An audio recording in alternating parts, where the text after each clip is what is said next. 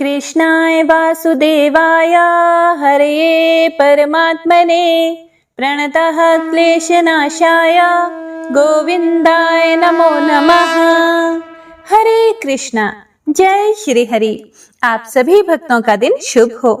हे प्रिय भक्तों, आज कार्तिक मास का 18वां पावन प्रभात उदित हुआ है।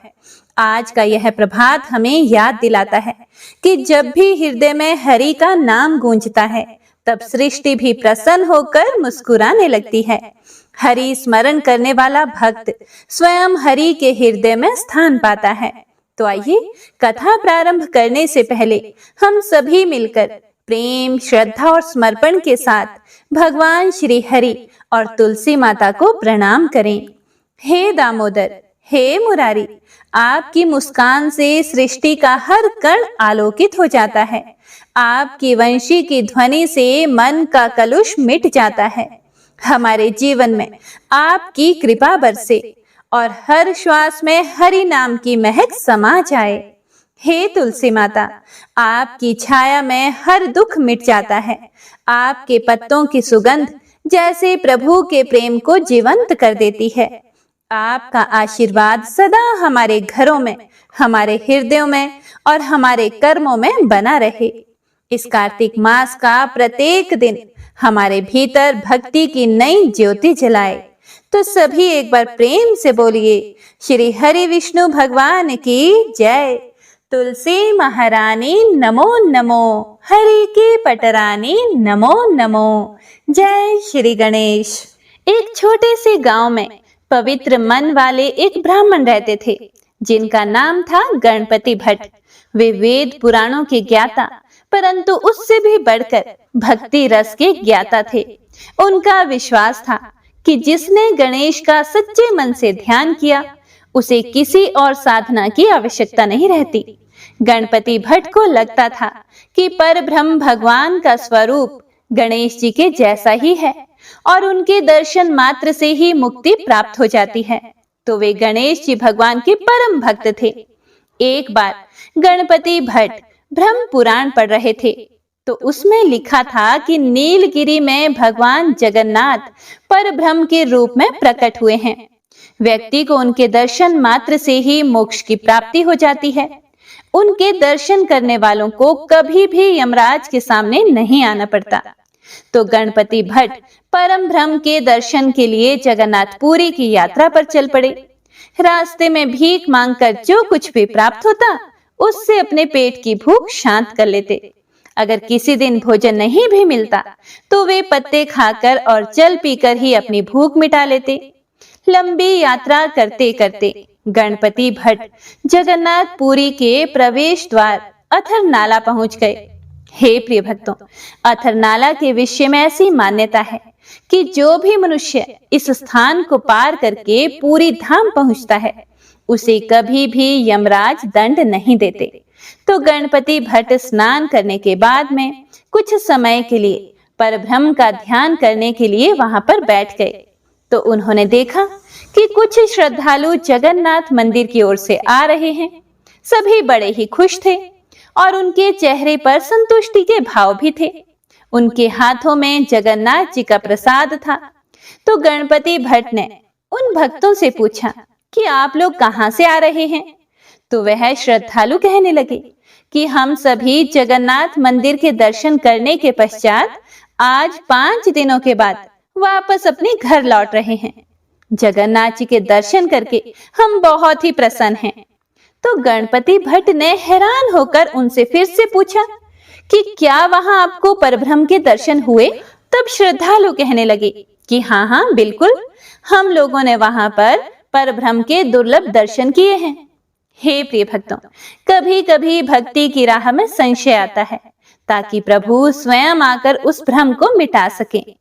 गणपति भट्ट यही सोचने लगे कि ये कैसे हो सकता है। अगर इन भक्तों ने परब्रह्म के दर्शन किए हैं तो यह लोग अपने घर की ओर वापस कैसे लौट सकते हैं?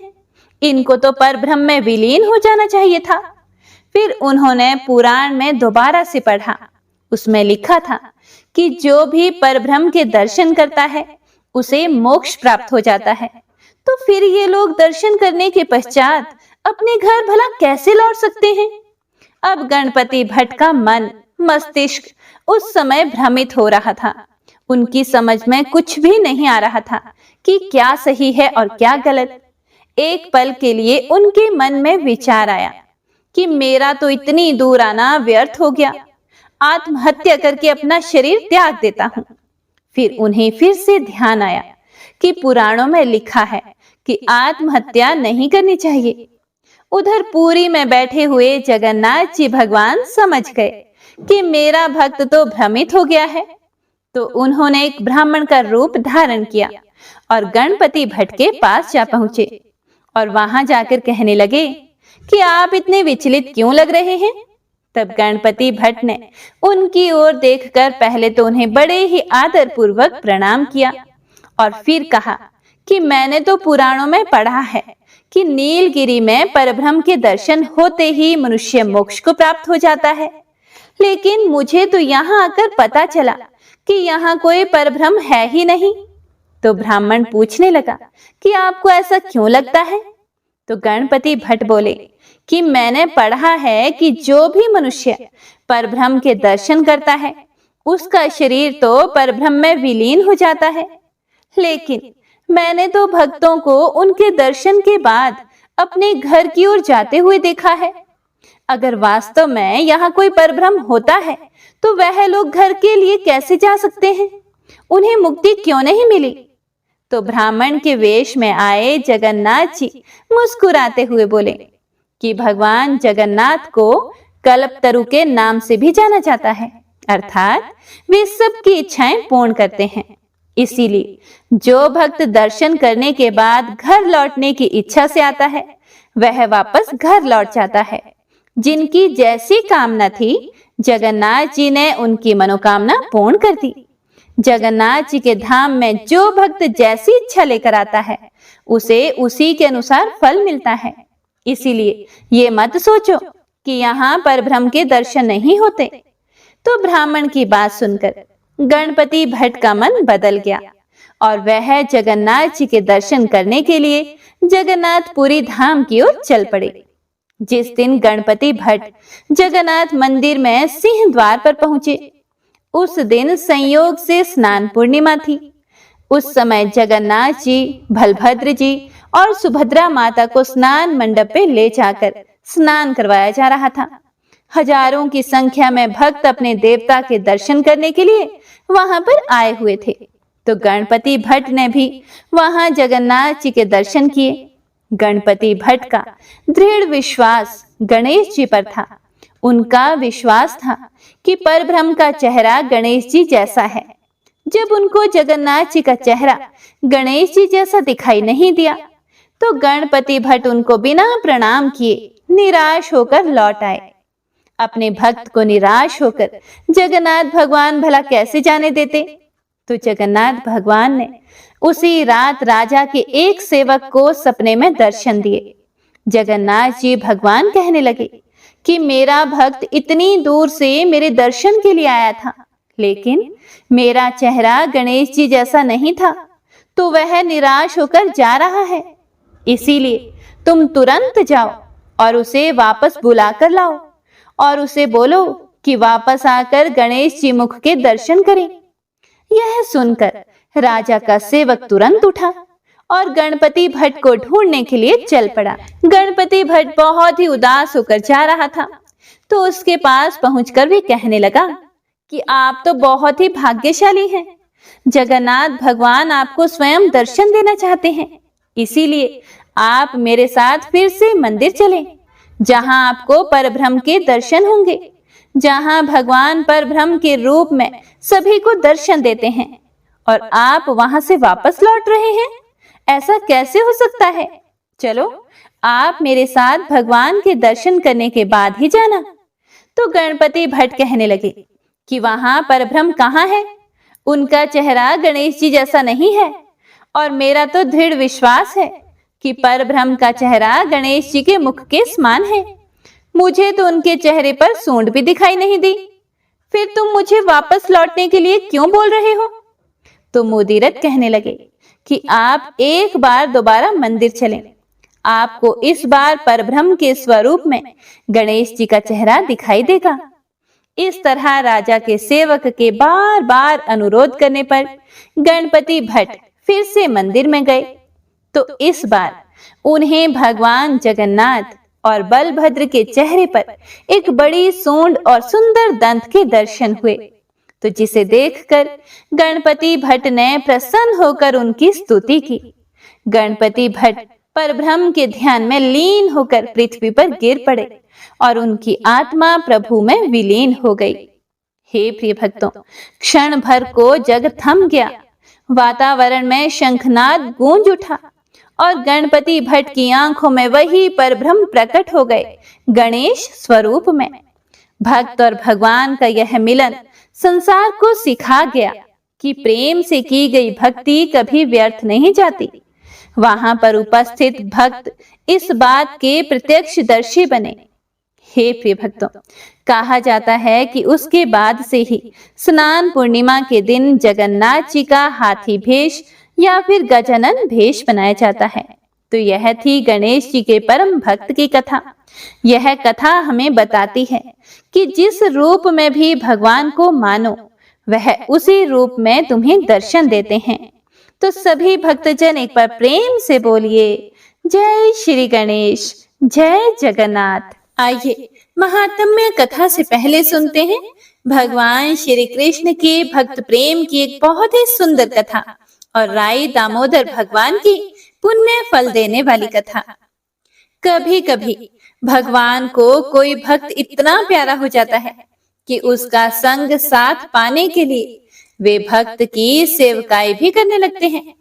जहां कहीं प्रेम देखते हैं, सारे नियम कायदे भूलकर, मर्यादाएं तोड़कर परमात्मा अपने प्रेमी भक्तों के सेवक बन जाते हैं और संसार को सेवा का विलक्षण पाठ पढ़ाते हैं।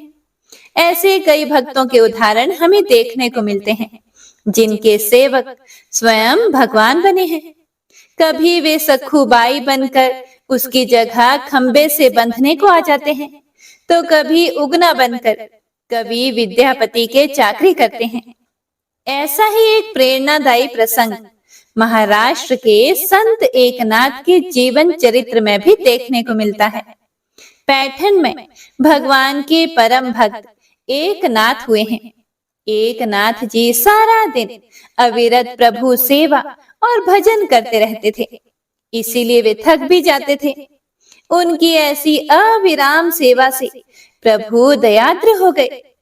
प्रभु सोचने लगे कि मेरा भक्त मेरे लिए कितना श्रम करता है, बेचारा थक कर चूर हो जाता है, तो चलो मैं उसकी कुछ सहायता करूं, उसका श्रम कुछ कम कर दूं।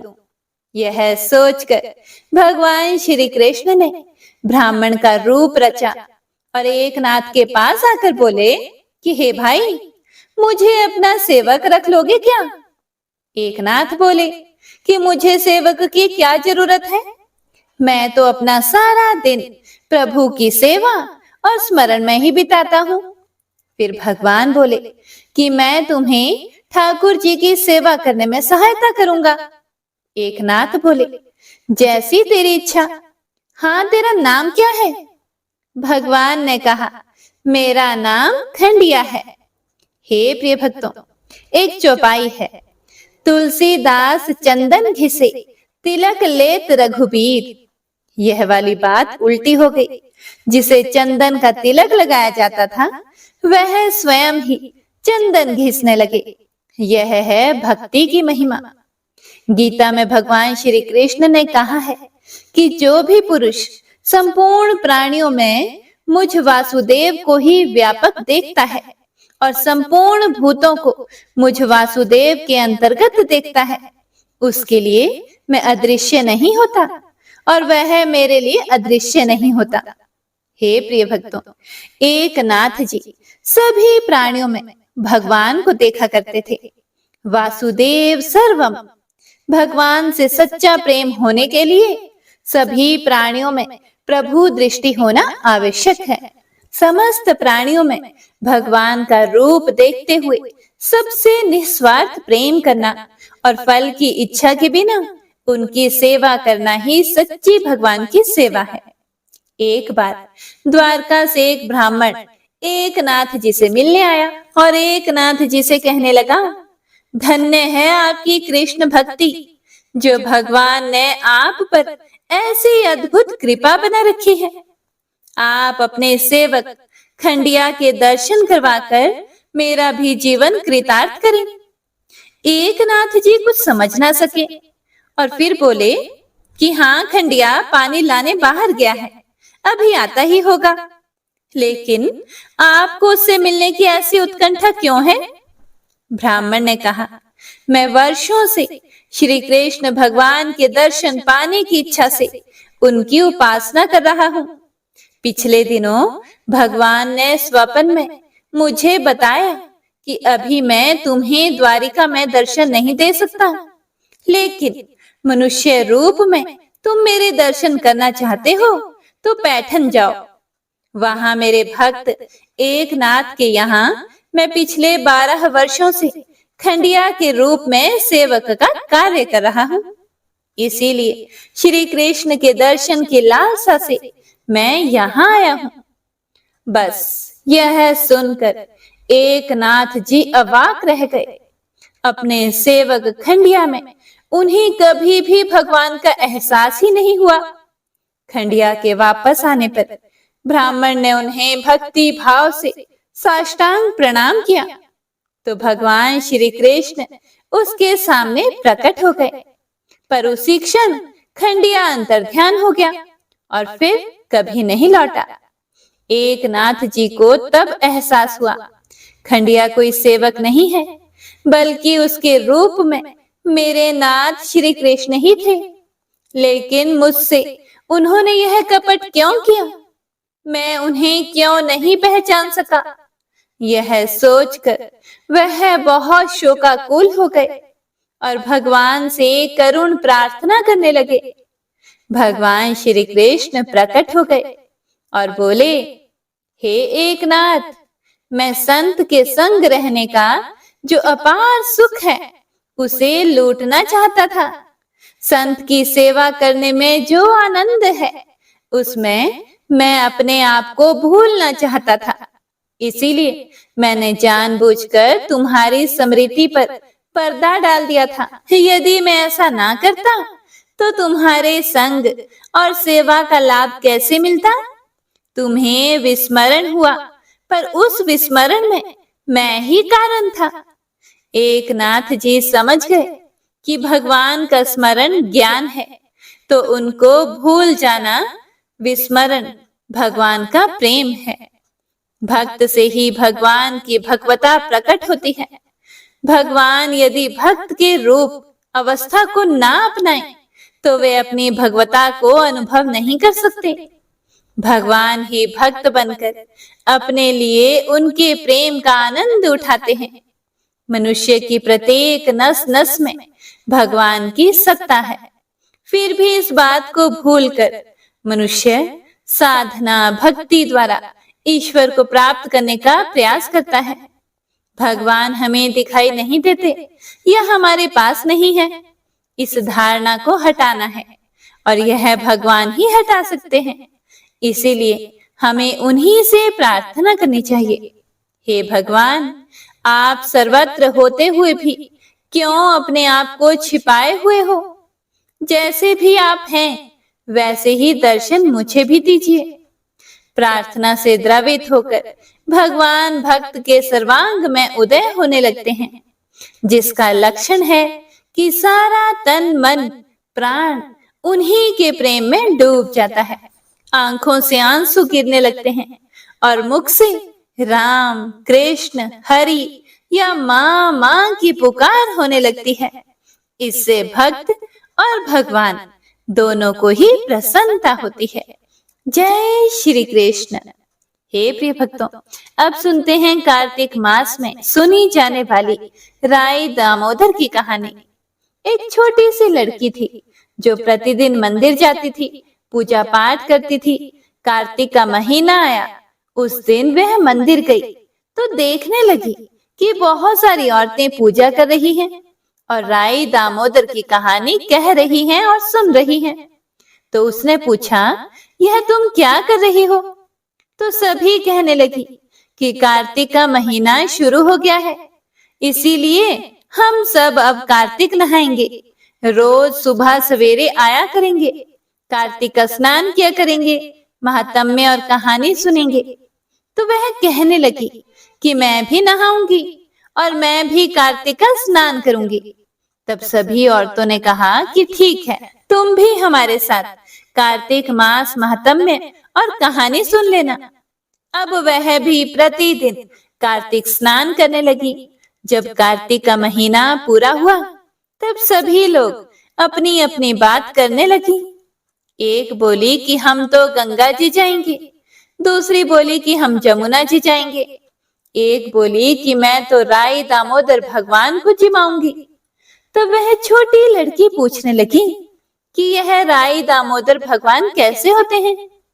तब वह औरतें कहने लगी कि मोर मुकुट, गले में वैजयंती माला और हाथ में पीताम्बर, ऐसे होते हैं राई दामोदर भगवान। तब वो लड़की अपने घर गई। घर जाकर उसने रसोई बनाई और थाली सजाकर मंदिर में आ गई और मंदिर में बैठकर बोली, आओ मेरे भगवान आओ, राई दामोदर आओ जीमो। मंदिर में भगवान नहीं मिले। मंदिर से शहर में गई, शहर से जंगल गई, जंगल से पहाड़ों पर चढ़ गई। भगवान को पुकारते पुकारते सुबह से शाम हो गई। अब तो राई दामोदर भगवान सोचने लगे कि यह तो ऊपर से गिर के मर जाएगी और मुझे दोष लगेगा, इसको तो दर्शन देने ही पड़ेंगे। भगवान बूढ़े ब्राह्मण का रूप बनाकर आए और बोले कि चल बेटा, मैं भगवान हूँ, तुम मुझे जिमा दो। तो वह कहने लगी कि नहीं नहीं, तुम भगवान नहीं हो। तब ब्राह्मण ने पूछा कि क्यों, कैसे होते हैं भगवान?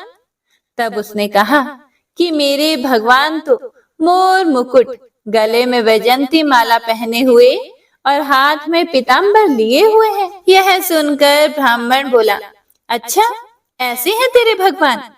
छोटी लड़की बोली कि हाँ, ऐसे हैं मेरे भगवान।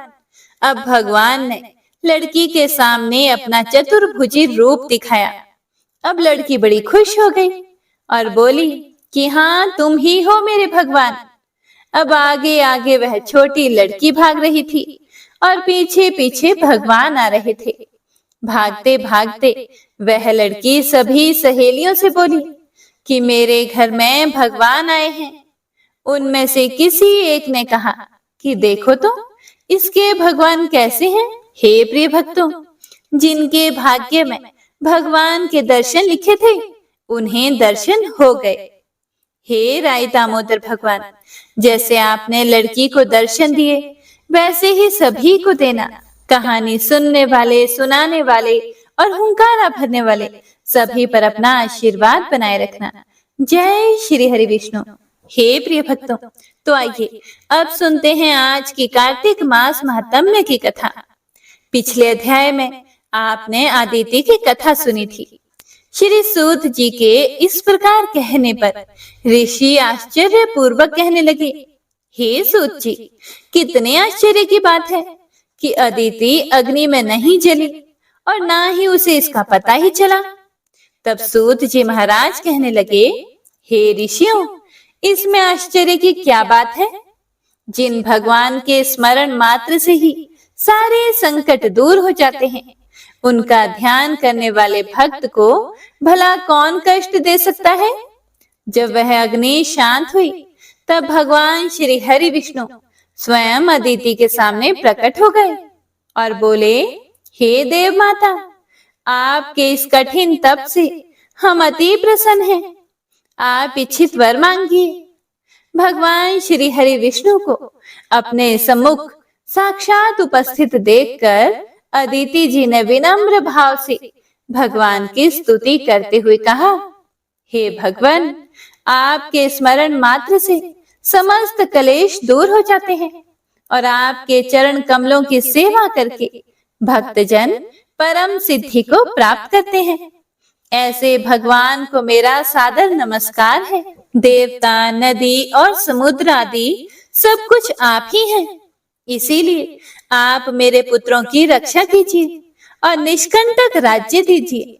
अदिति जी के यह वचन सुनकर भगवान श्री हरि विष्णु कहने लगे, हे देव माता, अब मैं पुत्र के रूप में आपके यहाँ जन्म लेकर असुरों का संहार करूंगा। इतना कहकर अपने कंठ की माला अदिति को देकर भगवान अंतर ध्यान हो गए। इसके बाद देव माता अदिति अपने आश्रम में चली आई। यथा समय अदिति जी ने हजारों सूर्य के समान तेजस्वी कमल नयन, शंख, चक्र, गदा, पद्म, कमंडल और पीतांबरधारी मुनियों द्वारा स्तुति किए जाने योग्य, भक्तों के प्रिय और दुष्टों के संहार करता वामन भगवान को पुत्र रूप में प्राप्त किया। वामन भगवान को अपने आश्रम में देखकर कश्यप आदि ऋषियों ने भगवान की स्तुति की। तब वामन भगवान कश्यप जी से कहने लगे, हे पिताश्री, हम प्रसन्न हैं, आपके समस्त मनोरथ पूर्ण हो। हमने अब तक 2 बार आपके घर में जन्म लिया है और आगे भी जन्म लेंगे। उधर राजा बलि ने दैत्य गुरु श्री शुक्राचार्य जी की अध्यक्षता में बड़ा भारी यज्ञ आरंभ कर दिया, जिसमें हवि ग्रहण करने के लिए उन्होंने लक्ष्मी जी सहित विष्णु भगवान का आवाहन किया। उसी समय भगवान बटुक ब्रह्मचारी के रूप में वहां पर उपस्थित हुए। भगवान के बौने ब्रह्मचारी रूप में होते हुए भी ऋषि लोग ज्ञान दृष्टि से उसको पहचान गए। उन्हें देखकर दानव गुरु शुक्राचार्य जी ने राजा बलि को सारी स्थिति से अवगत करा दिया।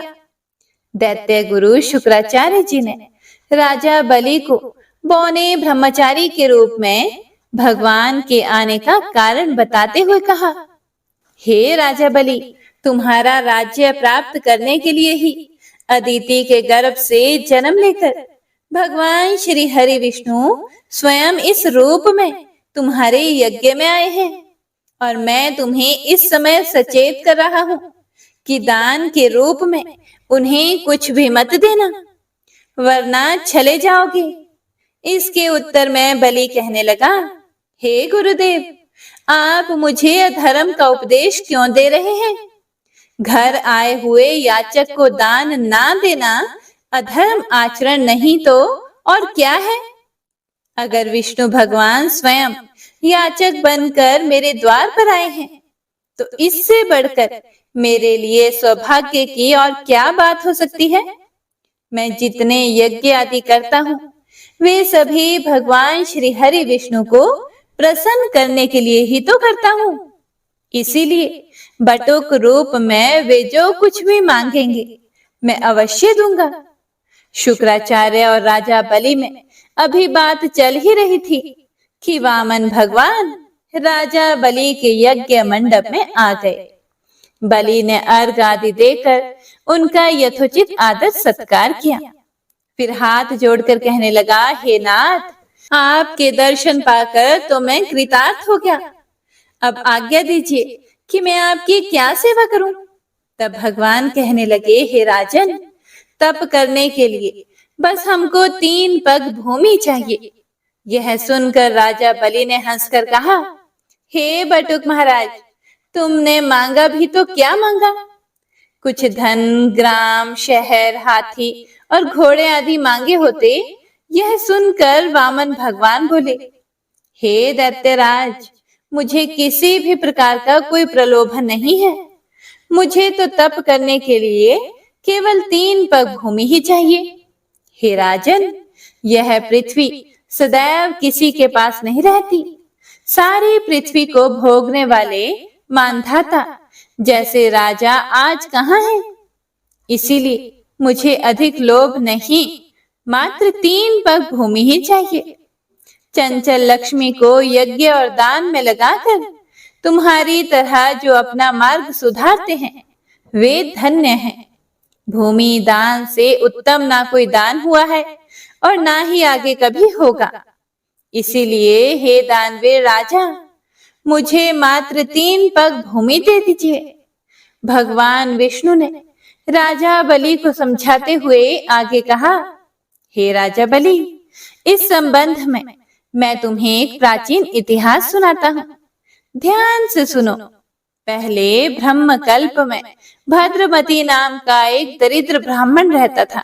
उसके श्रुता, सिंधु, यशोमती, शोभा, कामिनी और मालिनी नाम की 6 पत्नियां और अनेक पुत्र थे। हे प्रिय भक्तों, जब दरिद्रता के कारण सभी भूख से अत्यंत दुखी हो गए, तब वह ब्राह्मण अपने परिवार सहित कौशाम्बी नाम की नगर में जा पहुंचा। वहां जाकर भद्रमती ने सुघोष नामक एक धनी ब्राह्मण से 5 पग भूमि दान में मांगी, जो उसने उसे दे दी। इसी 5 पग भूमि के दान के कारण उस सुघोष नामक ब्राह्मण को विष्णु जी का परम पद प्राप्त हो गया।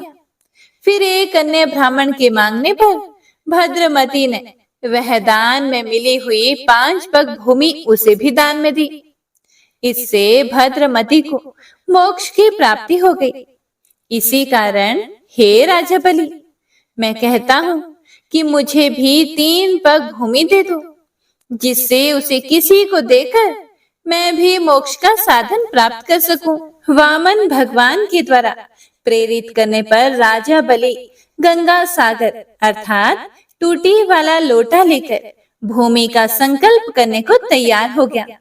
तब शुक्राचार्य जी तपोबल से अपना सूक्ष्म रूप बनाकर राजा बलि को संकल्प करने से रोकने के लिए गंगा सागर की टूटी में जल रोक कर बैठ गए।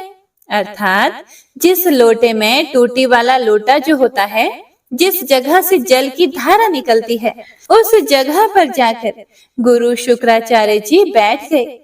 वामन भगवान शुक्राचार्य जी की इस चाल को जान गए, इसीलिए उन्होंने एक तेज नोक वाली कुशा लेकर लोटे की टूटी के छेद में डाल दी, जिससे शुक्राचार्य जी की एक आंख फूट गई और टूटी से राजा की अंजलि में जल आ गया।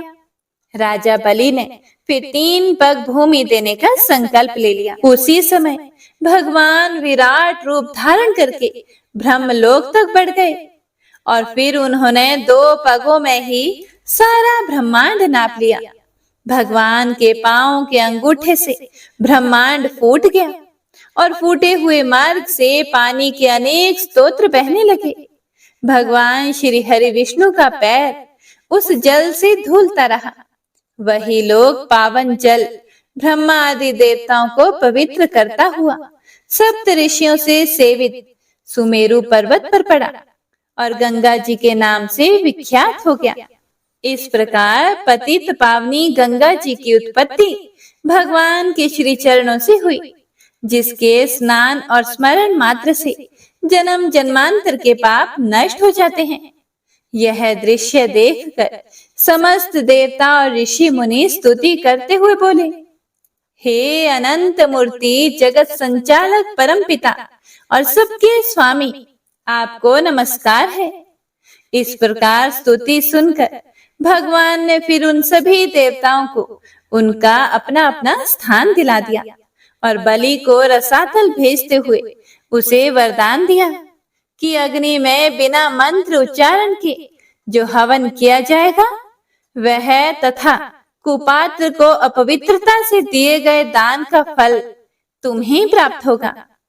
इस प्रकार भगवान ने देवताओं को सुंदर स्वर्ग और बलि और अन्य दैत्यों को पाताल लोक दे दिया। ऐसा करने के बाद विराट भगवान पुनः वामन रूप हो गए। तब समस्त देवताओं और ऋषि मुनियों ने भगवान की फिर से स्तुति की। ओम नमो नारायणाय।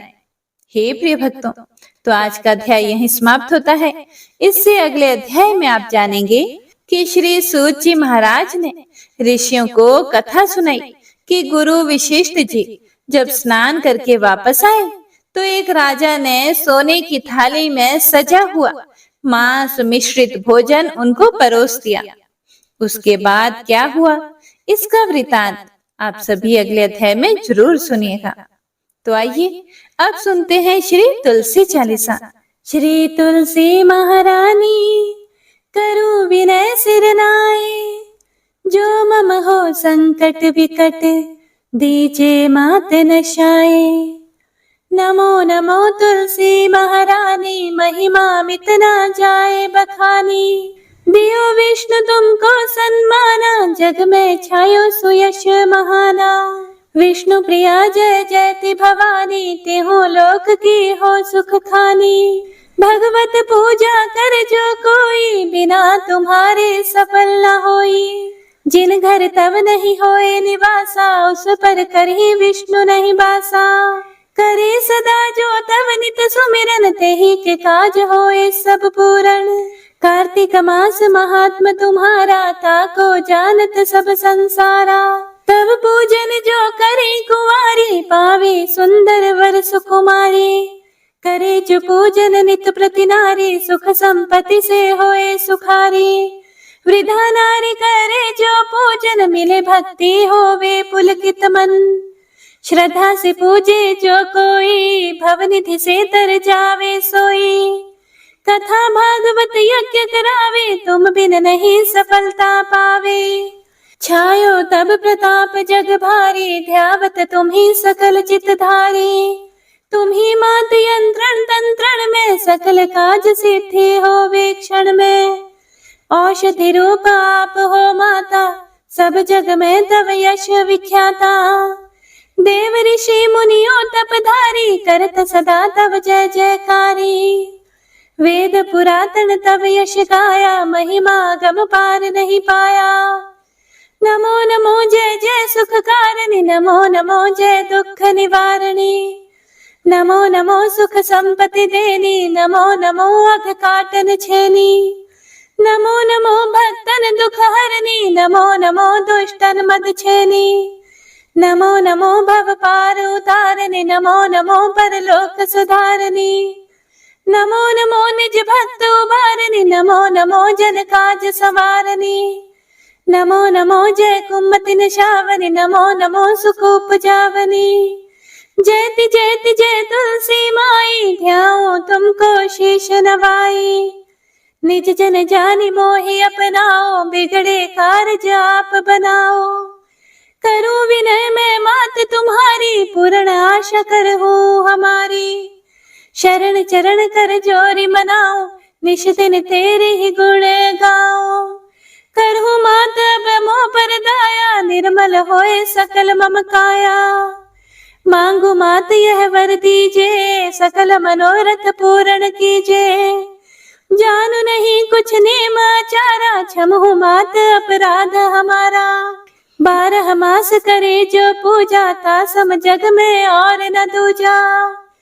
प्रथम ही गंगा जल मंगवावे, फिर सुंदर स्नान करावे। चंदन अक्षत पुष्प चढ़ावे, धूप दीप नैवेद्य लगावे। करे आचमन गंगा जल से, ध्यान करे हृदय निर्मल से। पाठ करे फिर 40 की, स्तुति करे मात तुलसा की। यह विधि पूजा करे हमेशा, ताके तन नहीं रहे कलेशा। करे मास कार्तिक का साधन, सोवे नित पवित्र सिद्ध होई जाहे। है ये कथा महा सुखदाई, पढ़े सुने सो भव तर जाई। तुलसी मैया तुम कल्याणी, तुम्हारी महिमा सब जग जानी। भावना तुझे मनित नित ध्यावे, गागा कर्मा तुझे रिझावे। यह श्री तुलसी 40 पाठ करे जो कोई, गोविंद सो फल पावहि, जो मन इच्छा होए। श्री तुलसी 40 संपूर्ण। हे प्रिय भक्तों, तो आइए अब सुनते हैं लप्सी और तपसी की कहानी। यह एक पौराणिक लोक कथा है। इस कथा के अनुसार एक लप्सी था तथा एक तपसी था। तपसी सदैव भगवान की तपस्या में लीन रहता था और लप्सी रोजाना 1.25 सेर की लापसी बनाकर भगवान का भोग लगाकर खा लेता था। एक दिन वह दोनों लड़ने लगे। तपसी बोला, मैं रोजाना भगवान की तपस्या करता हूँ, इसीलिए मैं बड़ा हूँ। तो लप्सी बोला कि मैं रोज भगवान को 1.25 सेर लापसी का भोग लगाता हूँ, इसीलिए मैं बड़ा हूँ। तभी देव मुनि और परम वैष्णव ब्रह्मा जी के मानस पुत्र और महाज्ञानी नारद जी वहां से गुजर रहे थे। उन्होंने लपसी और तपसी दोनों को लड़ते हुए देखकर उनसे पूछा कि तुम दोनों क्यों लड़ रहे हो। तब तपसी ने खुद के बड़ा होने का कारण बताया और लपसी ने अपने सर्वश्रेष्ठ होने का कारण बताया। उन दोनों की पूरी बात सुनकर महाचतुर भक्त शिरोमणि नारद जी बोले कि तुम दोनों का फैसला मैं कर दूंगा। दूसरे दिन लपसी और तपसी नहाकर अपनी रोज की भक्ति करने के लिए गए तो नारद जी ने छुपकर 1.25 करोड़ की एक अत्यंत बहुमूल्य रत्न जड़ित और दुर्लभ मणियों से बनी अंगूठी उन दोनों के सामने रख दी। हे प्रिय भक्तों, तपसी की नजर जब अंगूठी पर पड़ी तो उसने चुपचाप अंगूठी उठाकर अपने नीचे दबा ली। लपसी की नजर अंगूठी पर पड़ी लेकिन उसने ध्यान ही नहीं दिया और भगवान को भोग लगाकर लापसी खाने लगा। इसके बाद नारद जी उन दोनों के सामने आए तो दोनों ने हे नारद जी से पूछा, हे मुनि श्रेष्ठ, अब आप अपना निर्णय बताइए कि हम में से कौन बड़ा है, किसकी भक्ति श्रेष्ठ है। तो नारद जी ने तपसी से खड़ा होने को कहा। जब वह खड़ा हुआ तो उसके नीचे दबी अंगूठी उन्हें दिखाई पड़ी। नारद जी ने तपसी से कहा कि तपस्या करने के बाद भी तुम्हारी चोरी करने की आदत नहीं गई, इसीलिए लपसी बड़ा है और तुम्हें तुम्हारी तपस्या का कोई भी फल नहीं मिलेगा। हे प्रिय भक्तों, तब तपसी बड़ा शर्मिंदा होकर नारद जी से माफी मांगने लगा।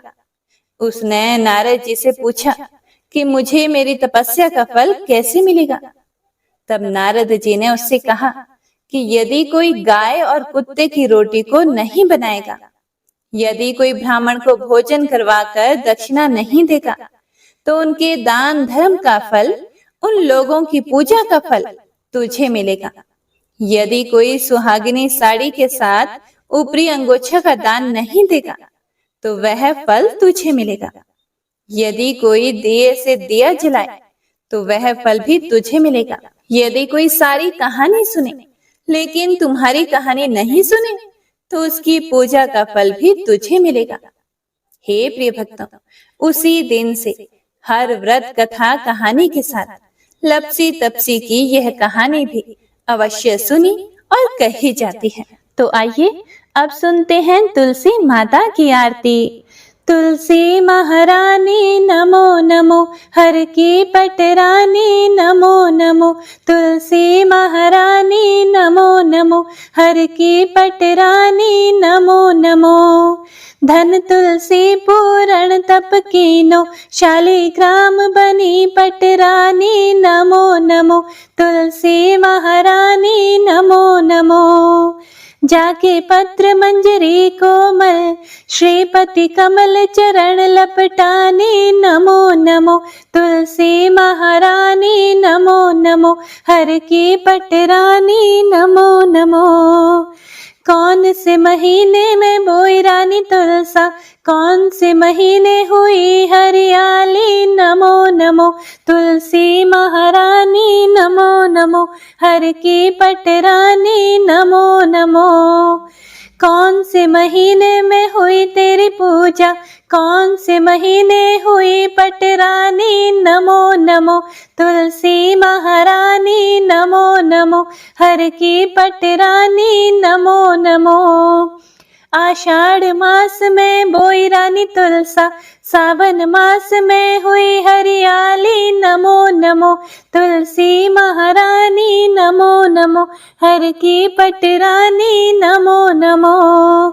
कार्तिक मास में हुई तेरी पूजा, मंगसिर मास हुई पटरानी नमो नमो। तुलसी महारानी नमो नमो, हर की पटरानी नमो नमो। धूप दीप नैवेद्य आरती, पुष्पन की वर्षा बरसानी नमो नमो। तुलसी महारानी नमो नमो, हर की पटरानी नमो नमो। 56 भोग 3600 व्यंजन, बिन तुलसी हरि एक न मानी। नमो नमो तुलसी महारानी, नमो नमो हर की पटरानी, नमो नमो। जो तुलसी को सवेरे गाए, श्री कृष्ण के वो दर्शन पाए। नमो नमो तुलसी महारानी, नमो नमो हर की पटरानी, नमो नमो। जो तुलसी को दोपहर को गाए, खीर खांड का भोग लगाए। नमो नमो तुलसी महारानी, नमो नमो हर की पटरानी, नमो नमो। जो तुलसी को शाम को गाए, श्री कृष्ण की आरती उतारे। नमो नमो तुलसी महारानी, नमो नमो हर की पटरानी, नमो नमो। जो तुलसी को रात को गाए, श्री कृष्ण के चरण दबाए। नमो नमो तुलसी महारानी, नमो नमो हर की पटरानी, नमो नमो। सभी सखी मैया तेरो यश गावे, भक्ति दान दीजे महारानी। नमो नमो तुलसी महारानी, नमो नमो हर की पटरानी, नमो नमो तुलसी महारानी, नमो नमो हर की पटरानी, नमो नमो। जय मां तुलसा। हे प्रिय भक्तों, तो यह थी आज की कथा। पसंद आई हो तो लाइक करके कमेंट बॉक्स में जयकारा जरूर लगाइएगा। अगर आप कोई सुझाव देना चाहें तो कमेंट बॉक्स में जरूर लिखिएगा। कथा सुनने के लिए आप सभी भक्तों का तहे दिल से धन्यवाद, जो आप सभी अपना कीमती समय निकालकर हमारे चैनल पर इन कथाओं को सुनते हैं और भगवान के प्रति अपने श्रद्धा भाव कमेंट के द्वारा बताते हैं। आपके कमेंट बहुत ही प्रेरणादायी होते हैं। आपके प्यार और समर्थन से ही हमारा यह प्रयास सफल होता है। भगवान आप सभी को खुश रखें और आपका जीवन आनंदमय बनाए और कथाओं को सुनने का पुण्य फल आपको प्रदान करें। हर हर महादेव। ओम नमः शिवाय।